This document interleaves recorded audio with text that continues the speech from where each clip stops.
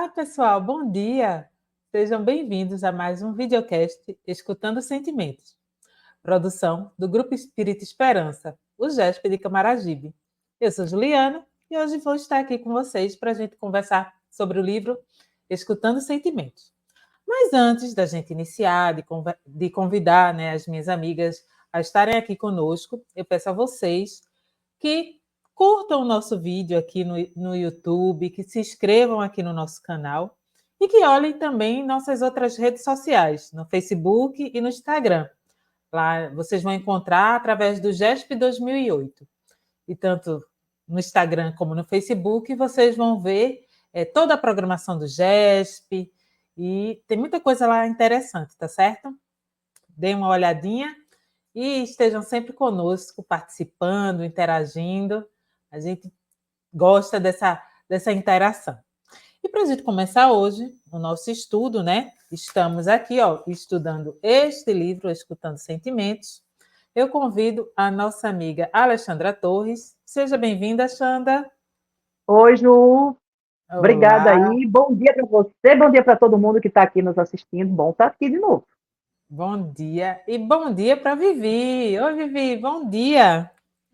Ju, bom dia, Xanda. Que bom estar com vocês novamente.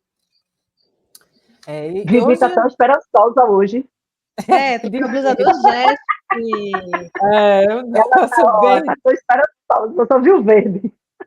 Muito blusa bem. do GESP. E para a gente dar continuidade ao nosso livro, que a gente começou estudando semana passada, a gente vai hoje ver o capítulo A Rota dos Filhos Pródigos. Você que tem o livro, olha lá, pega lá seu livro e vamos conversar sobre ele. Então, quem é esse filho pródigo? Hein, gente? Eu, você, todos nós, juntos, caminhando juntinhos aqui. Lembrando, o pessoal, que essa é uma parábola que tem lá no Evangelho segundo o Espiritismo. Então, eu não estou lembrada como o que a parábola diz. Vai lá no Evangelho, dá uma olhadinha e lê a parábola. E depois volta para o livro para a gente continuar o nosso estudo. Mas deixa eu fazer um lembrete dela aqui, já que a gente está aqui, já que a gente citou ela, vamos lembrar um pouquinho do que ela é, né? Que essa é uma passagem do Evangelho que é muito interessante. A parábola do filho pródigo, só para quem não lembra, é aquele filho que vivia com o pai e o irmão, e um dia endoidou o cabeção, disse, quero curtir a vida, quero a minha parte da herança, pegou, o pai deu a parte que cabia a ele da herança, ele pegou tudo e, pé no mundo. E aí foi gozar tudo que ele achava que tinha direito, bebida, farra, jogo, mulher, aquela danação toda, isso em português de hoje, tá, gente? No Evangelho é mais fino e fofo, eu não sou tão fino e fofa. E aí, óbvio que dinheiro não dá no vaso, né? Ninguém planta dinheiro, bota uma moedinha e nasce o pé do dinheiro. O dinheiro acabou. E quando o dinheiro acabou, ele ficou sem nada. E os pseudos amigos de farra, sumiram todos. Exato. E ele começou a mendigar, porque ele não tinha mais dinheiro. E aí, num determinado momento, ele conseguiu um emprego numa fazenda, numa chácara, e ele comia a comida dos porcos. E aí ele chegou, como a gente costuma dizer, no fundo do poço. E foi ao chegar nesse fundo do poço que ele olhou, a consciência caiu, finalmente, e ele disse, poxa vida, os animais, os empregados de meu pai, vivem melhor do que eu. E aí é quando ele, arrependido, diz, eu vou, mesmo que meu pai não me queira botar dentro de casa, eu vou voltar, vou pedir desculpa, e vou pedir para ele me aceitar, nem que seja para dormir no chiqueiro, lá de casa. E quando ele volta para casa, que o pai vê de longe, enlouquecido de amor, de carinho, de saudade, sai correndo para o filho, abraça, recebe ele com toda a mão, com todo o amor do mundo, e manda matar um cabrito e faz um festão, porque ele estava de volta. E o outro irmão, que tinha ficado com ele, com os ciúmes, chega e diz, poxa vida, eu estou aqui esse tempo todo lhe ajudando, não gastei o seu dinheiro. Não saí do seu lado, né? Não saí do seu lado, e o senhor nunca fez uma festa para mim. E aí ele diz, meu filho, hoje a porta do céu se abriu, né, para essa pessoa. Hoje a esperança, a salvação chegou aqui para o seu irmão. Então, a alegria dele era porque ele tinha tido de volta aquele filho que estava perdido. E aí a gente pode fazer uma analogia com uma outra história de Jesus, que é aquela do pastor. Ele pode ter 99 ovelhas dentro do pasto. Se uma se perdeu, ele vai atrás dela. Sim. Então, quem é esse moço, né? Esse filho pródigo que volta para casa? Sou eu. É você, é a Vivi, é todo mundo que está aqui assistindo esse vídeo agora, e que depois de, sei lá, depois de qualquer coisa que tenha acontecido na nossa vida, depois da gente ter chegado no fundo do poço por algum motivo, a gente foi em busca de ajuda, a gente foi buscar Deus em algum lugar, de alguma forma. Foi Alguns foram buscar para a casa espírita, acolhimento, né? Foi buscar foi buscar acolhimento, acolhimento, foi cuidado. buscar. Exatamente. E é muito interessante, irmã, se usar essa parábola, porque a gente falou no sábado passado, né, de como as nossas experiências reencarnatórias trazem o que a gente é hoje. E como hoje nós temos uma vontade imensa, pelo menos eu acredito que muita gente, pelo menos, bom, agora eu vou pegando Juliana, fale de você, fale por você, eu falo por mim. Esse desejo imenso, desde pequena, do divino, né, dessa divindade, de conhecer, de estar nesse universo. De se Então, o sentir filho pródigo parte. somos nós.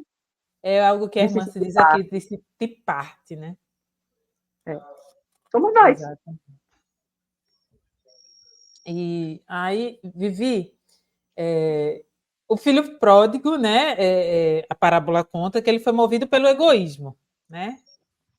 Nós, de fato, precisamos desse sentimento egóico para viver. A gente precisa do egoísmo para viver. Certeza não, né? Eu acho que a grande chaga da humanidade é o egoísmo, né? E do egoísmo vem a arrogância que ela fala, né? Que também nos adoece de alguma forma. Quando a gente se centra, né? Como centra a tudo mesmo, né? A gente passa a não enxergar o outro, não ver o outro, né? E passando por cima de tudo e de todos. Então, eu acho que a grande doença da humanidade é o egoísmo e é o grande causador das nossas maiores mazelas e adoecimentos psíquicos, né? Porque tudo vem decorrência disso aí que das nossas ações egóicas, né? O egoísmo não deveria, né, fazer parte, mas infelizmente faz parte de todos nós. Eu peguei aqui uma partezinha que a irmã se diz que o ato de arrogar, né, de ser egoísta, aliás, de ser, meu Deus, arrogante, desculpa. O ato de ser arrogante constitui, pois, a proteção instintiva da alma contra a sensação de menos-valia. E aí, como Isso. o egoísmo e o orgulho, né, estão juntos, né, e como a gente estudou lá no Mereça Ser Feliz, né, aí temos a arrogância, o melindre, né, várias outras emoções e sentimentos que dentro do orgulho, ela se multiplica, eu posso dizer assim, não sei se seria a forma mais correta. A gente vê aqui que ela diz que a nossa alma, nós nos sentimos com esse sentimento de menos-valia. Mas ela Né? também fala, né, que é porque nós nos apartamos de Deus por conta disso tudo. E quando a Sim, gente se afasta tanto de Deus, a gente se sente inferior e abandonado, né? A gente precisa desse acolhimento, mas a gente está lá com esse sentimento de menos-valia, de inferioridade, de abandono, porque a gente está muito distante dele, a gente pegou um caminho diferente. A exatamente. gente pegou uma espécie de um desvio, né? Eu não sei se vocês já ouviram falar, meninas, e você aí que está assistindo a gente, mas há uma teoria que te fala dos anjos decaídos, né? E esses anjos decaídos seríamos nós. A gente estaria todo mundo lá vivendo de boas, deboando com Deus, lá no. Tá, vamos usar eu vou usar as figuras de linguagem, só para ficar mais fácil. A gente estava todo mundo no céu. E aí, em algum momento, uns artistas. Não, isso aqui está muito chato. Eu quero viver do meu jeito. Eu quero que seja diferente. Eu quero que o céu não seja azul. Eu quero que o céu seja roxo. E aí que se rebelaram contra essa bondade e simplesmente começaram a cair. E foi nessa queda que teria surgido tudo que a gente conhece aqui como universo. Bom, essa teoria, ela fala desses anjos decaídos, que teoricamente seríamos nós. Bom, eu digo sempre, é verdade ou não é verdade? Eu não sei. Mas de onde é que a gente tirou a ideia, quando a gente quer falar com Deus, de levantar a cabeça e olhar para o céu? Quem foi que ensinou isso? Não, porque Papai do Céu está onde? Está lá em cima. Oi, por que Deus está lá em cima e não está aqui dentro? Então, tem algumas coisas que talvez nos leve a pensar que essa teoria talvez seja verdade. E aí, Ju e Vivi, essa questão do egoísmo, ele nasce justamente desse sentimento muito de culpa, né? Que esses espíritos também começaram a sentir, e de uma certa forma como se eles tivessem sido punidos por essa queda. Então, talvez, veja que nós temos, as religiões trazem um Deus punitivo, um Deus que pune. Não é um Deus que é amor, não é um Deus que é bondade, não é um Deus que acolhe. É um Deus que, se você não fizer isso, você vai ser castigado. E não é Deus que castiga, pelo menos dentro do Espiritismo a gente aprende isso. Jesus não falou que Deus castigava. Exato. Jesus falou que Deus é amor, Deus é bondade, Deus é acolhimento. Então, nós criamos o egoísmo, nós caímos pelo egoísmo, a gente continua trazendo esse egoísmo como uma arma dentro da gente, só que hoje esse egoísmo ele está causando na gente dores psíquicas. É o que ela chama de uma uma fragmentação das nossas personalidades por aquilo que a gente falou no programa passado, que a gente está criando uma personalidade que não é a nossa real. E para a gente encontrar paz de espírito, para a gente ter uma vida mais saudável, a gente precisa mergulhar naquilo que a gente é realmente. E isso acontece ouvindo sentimentos. Por isso que sentimento é vida, e por isso que a gente só encontra Deus quando a gente mergulha no nosso sentimento. Exatamente. E aí a irmã diz, né? Ela vai conversando durante todo o capítulo e ela define, né? Ela diz o que é que significa a baixa autoestima para o espírito. E o que é que ela significa? A baixa, Anda.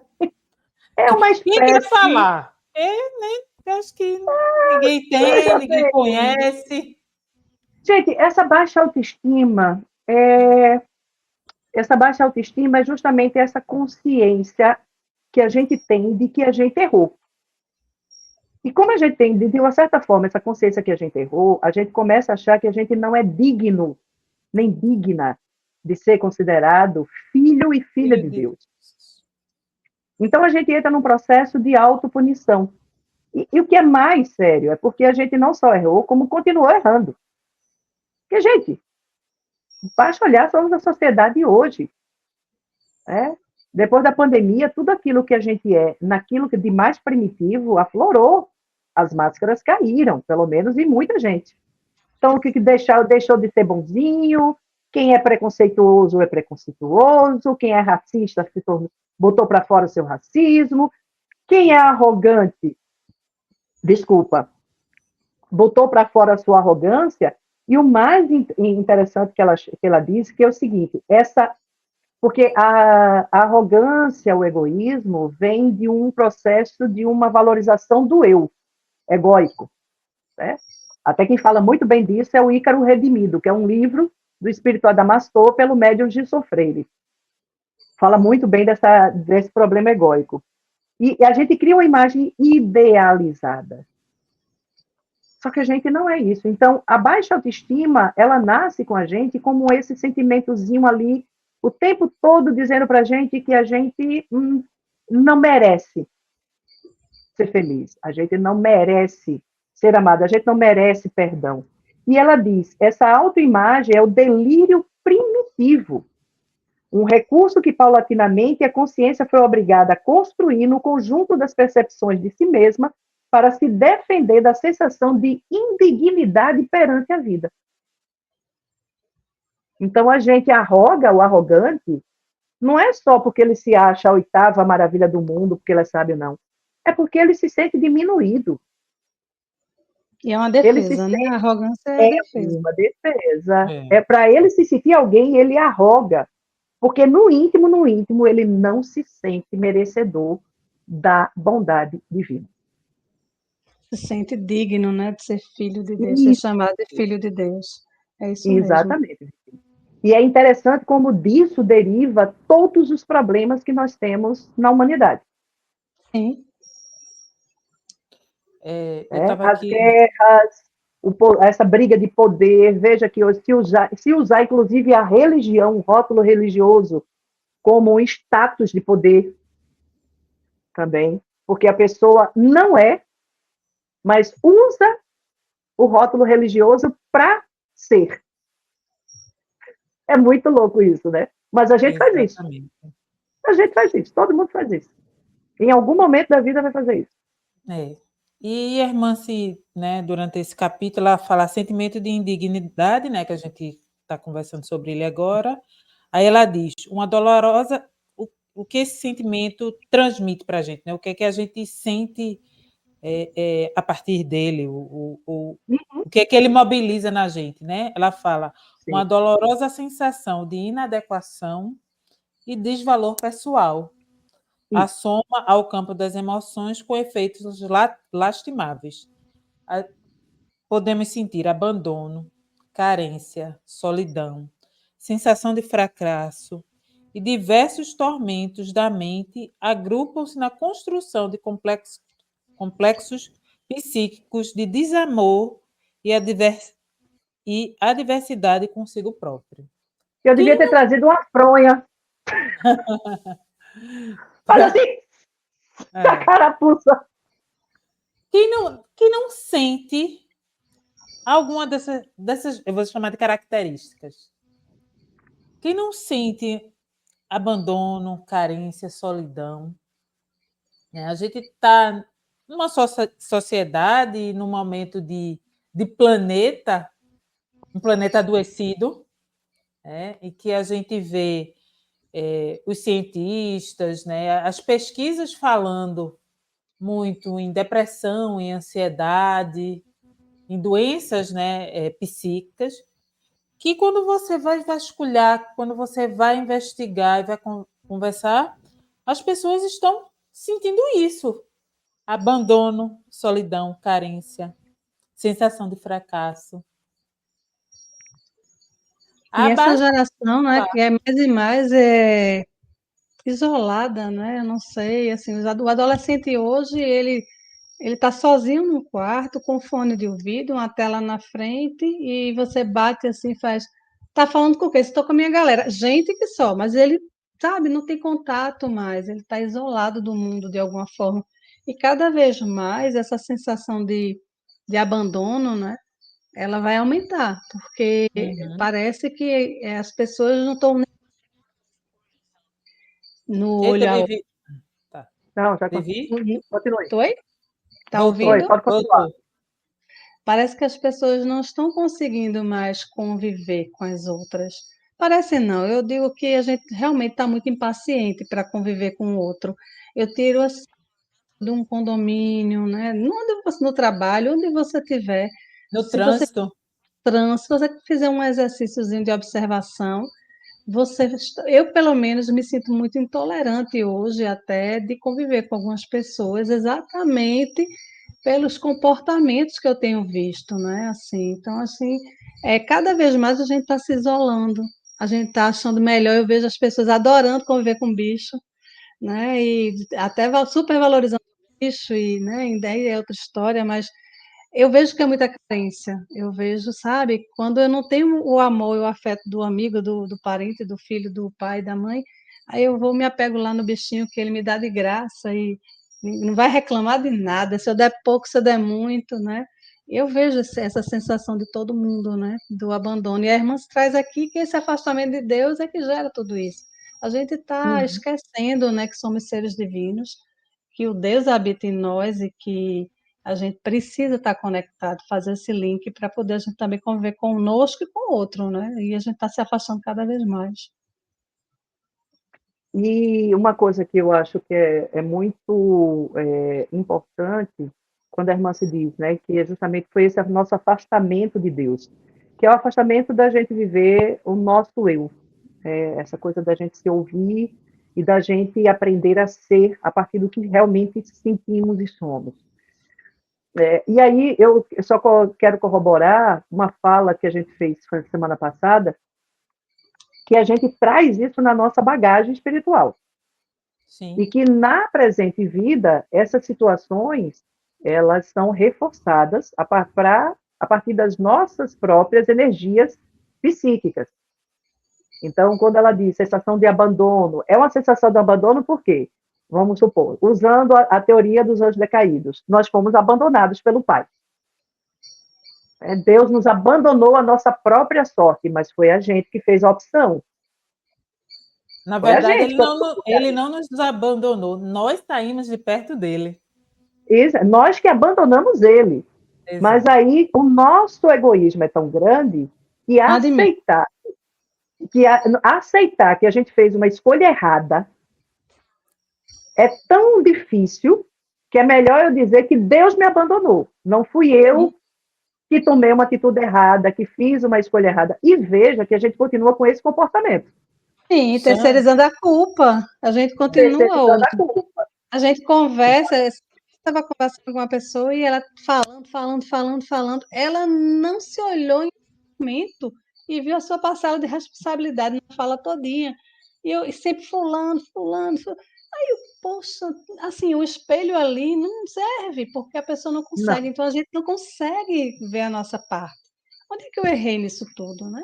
Continuamos repetindo o erro, né? Aí vem a analogia com o filho pródigo. Sim. Chega um ponto que essa fuga de olhar, ela chega no limite. E aí, digamos assim, as nossas atitudes, elas são tão destoantes da lei divina, que por misericórdia, a própria lei diz, espera aí, boy, vem cá, vamos dar um freio da arrumação. A própria lei barra a gente.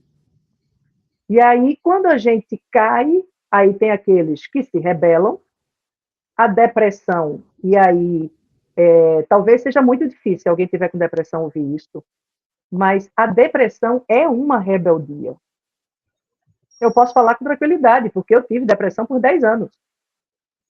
Então, eu vi isso em mim. Quando eu li isso, depois eu digo, era isso mesmo.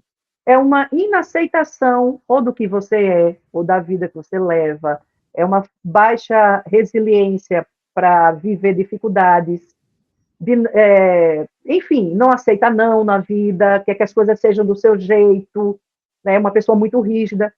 Então, a depressão é uma forma de rebeldia. A gente se rebela contra Deus e começa a se autopunir.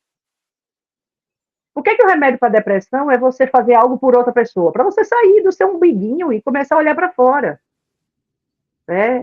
Abrir o nosso olhar e devagarinho a gente ir arejando a nossa mente e arejando. Então, o filho pródigo, veja, ele precisou chegar no fundo do poço para ele ver a si. Para ele ver que ele não foram os amigos que abandonaram ele. Ele é que foi usurário, ele que não cuidou do dinheiro dele. Isso. Ele que gastou tudo. Então, eu sei que é difícil, e aí eu volto a dizer, não é fácil para mim, eu acredito que para vocês, nem para quem está aqui nos assistindo, a gente reconhecer muitas vezes que a nossa vida está uma droga porque foi nossa responsabilidade. Gente, isso dói, mas essa dor, ela pode ser benéfica quando dela a gente tira o aprendizado para fazer diferente. Lá no Mereça Ser Feliz, é justamente sobre aquele capítulo da culpa, do arrependimento e do remorso. Sim. A culpa, arrependimento e remorso.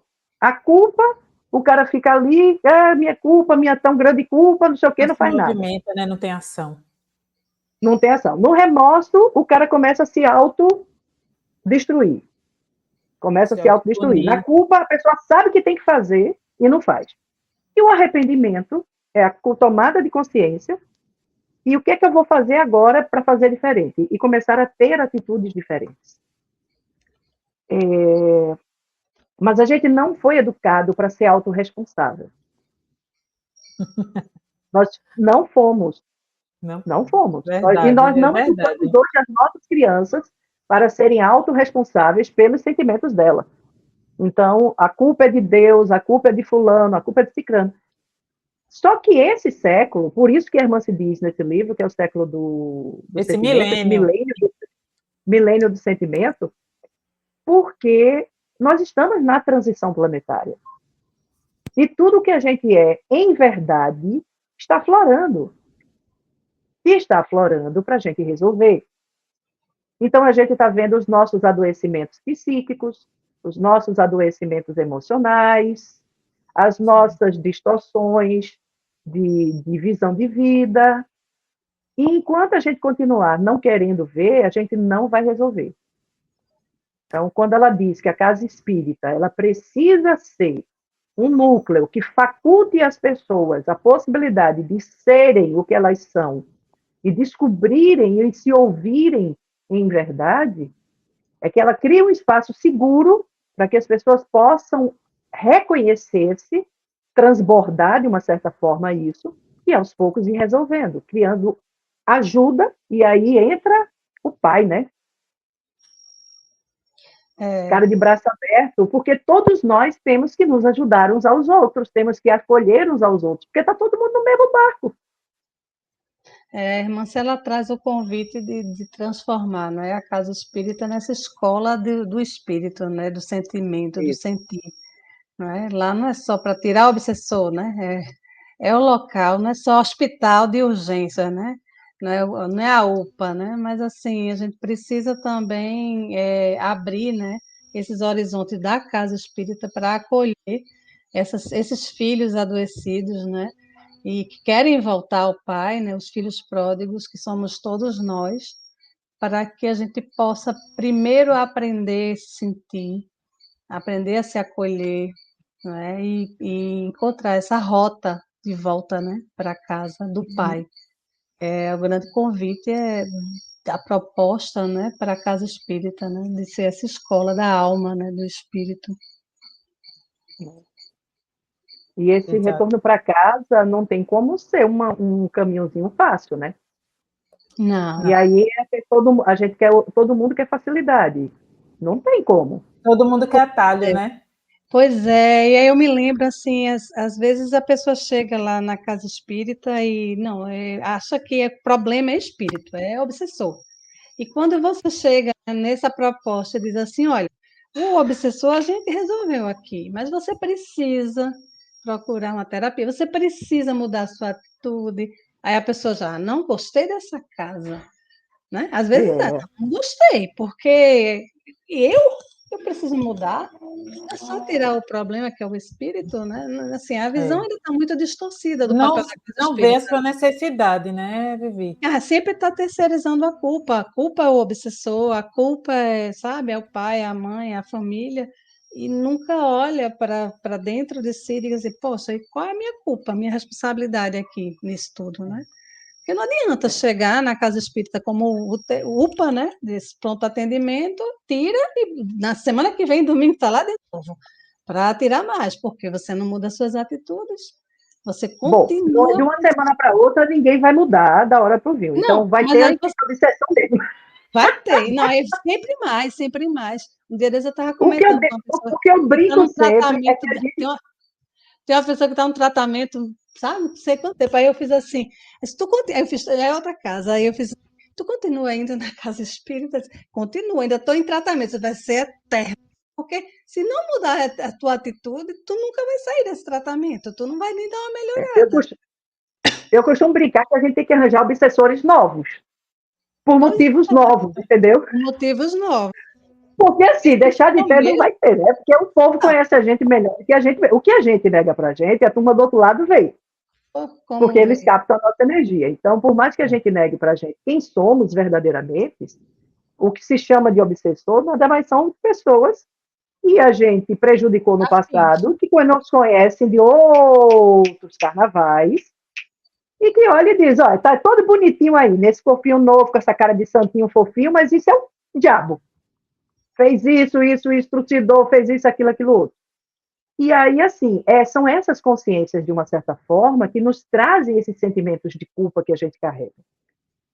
Né? E aí isso gera, numa encarnação, esses processos de baixa autoestima. E aí o que a gente precisa entender, e é isso que esse capítulo nos convoca e nos traz a ideia, é de que, assim como o filho pródigo que se arrependeu e quis ter uma nova conduta, a partir do momento em que a gente vai tomando consciência de cada pisada de bola que a gente dá, desculpe, vai fazendo um esforço sincero para modificar isso, nós sempre vamos ter o apoio de Deus.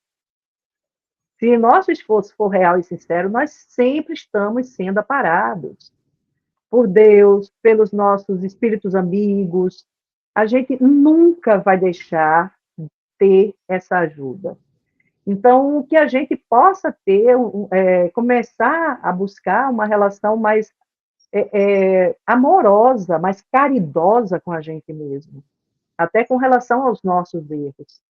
Não tendo esse medo de assumir quem a gente é, tendo a resiliência de suportar o incômodo, porque vai doer, dói, incomoda, envelhece, machuca, como dizia uma antiga propaganda, que não é do meu tempo, mas me disseram que ela existia, mas que quando a gente não quer ver, qualquer desculpa serve.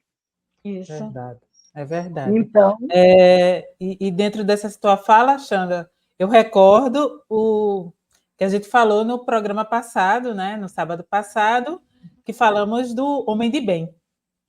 isso. Está ali, né, que tem toda uma proposta de melhoria, e é uma melhora contínua, né, de um aprendizado de si mesmo, uma melhora diária, e é um pouquinho que a gente vai fazendo todo dia.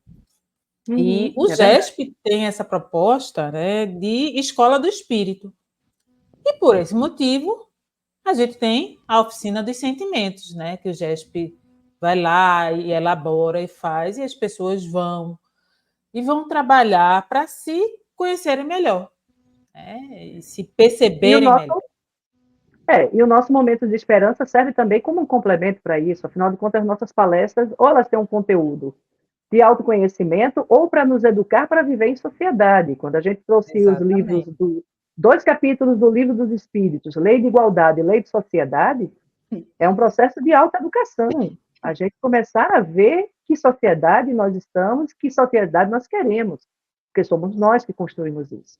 Então, a nossa proposta está engajada nesse propósito, de nos autoeducar. Exatamente. E, mais uma vez, passou super rápido o nosso programa, gente. Eu fico impressionada, a gente fica nesse papo, nessa conversa, e acaba bem rápido. Estamos encerrando aqui, né, por esse sábado aqui de manhã. É muito bom começar o sábado com vocês. Acho que vocês também gostam, né, de estar conosco aqui, estudando um pouquinho. E convido vocês, mais uma vez, a participarem das nossas redes sociais, né? Aqui se inscrevendo no YouTube, ou se inscrevendo no Instagram, no Facebook, e vendo também todas as atividades que o GESP tem, né? Nas redes sociais, tanto no Facebook como no Instagram, você vai ver tudo que o GESP faz, as nossas palestras, os nossos estudos. Então, estejam sempre conosco. Alexandra Torres, muito obrigada por mais uma manhã de sábado. Eu que agradeço. Um beijo aí para todo mundo e um excelente final de semana. Vivi, muito obrigada, Viviane Dil, por mais uma manhã de sábado. Eu que agradeço sua companhia, convido para estar todo sábado conosco, porque a gente faz esse programa com muito carinho. Um beijo em todos e até o próximo sábado, se Deus assim permitir. Que assim seja. E, gente, amanhã nós temos o GESP, tá? A partir das 5 horas da tarde, na Rua dos Alecrins, número 8. Vai lá, para a gente se conhecer, para a gente dar um abraço. Tchauzinho. Tchau, gente. Tchau, tchau.